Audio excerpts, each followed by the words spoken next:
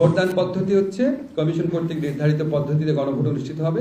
গণভোটের প্রশ্নতে হা না সুযোগ ঘরে কমিশন কর্তৃক সংসদ নির্বাচনের জন্য যে সিলমোহর নির্ধারণ করা হবে সেই একই সিলমোহর দ্বারা ভোট প্রদান করা হবে।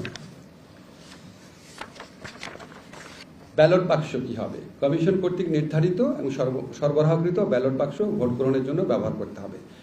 গণভোটের ক্ষেত্রে পোস্টাল ব্যালটের আমরা সুযোগও রাখছি। পোস্টাল ব্যালট যেমন জাতীয় সংসদের ক্ষেত্রে ব্যবহার করা যাবে, গণভোটের ক্ষেত্রে করা যাবে।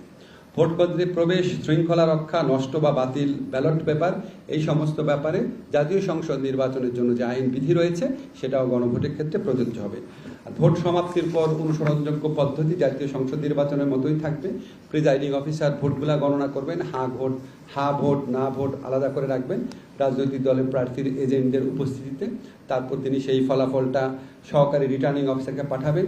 তিনি ফল পুনরাকত্রীকরণ করবেন, বিভিন্ন কেন্দ্র থেকে আসে ফলাফল অ্যাড করবেন, যোগ করবেন, যোগ করে এই প্রাপ্ত ফলাফলটা উনি আবার রিটার্নিং অফিসারকে পাঠাবেন। রিটার্নিং অফিসার আবার বিভিন্ন সহকারী রিটার্নিং অফিসার থেকে আসা ফলাফল এটাকে পুনরাকত্রীকরণ করবেন, একসাথে করে মানে যোগ করবেন, করে হা ভোট কতগুলা, না ভোট কতটা আছে উনার জেলাতে, সেগুলি আবার সব নির্বাচন কমিশনকে পাঠাবেন।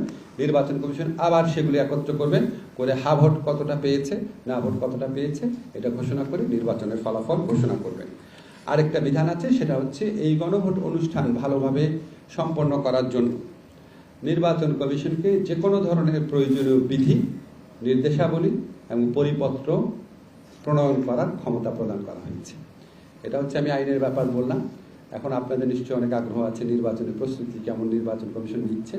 আমরা নির্বাচন কমিশনের সিনিয়র সচিব আছেন জনাব আখতার আহমেদ, ওনার থেকে একটু প্রস্তুতি সম্পর্কে শুনি। ধন্যবাদ স্যার। আসসালামু আলাইকুম, শুভ অপরাহ্ন। নির্বাচনের প্রস্তুতির বিষয় বলতে গেলে প্রথমেই আমাকে যেটা বলতে হয় যে আমাদের ভোটার তালিকা, আমরা এখন ভোটার তালিকা আমরা প্রিপেয়ার করছি।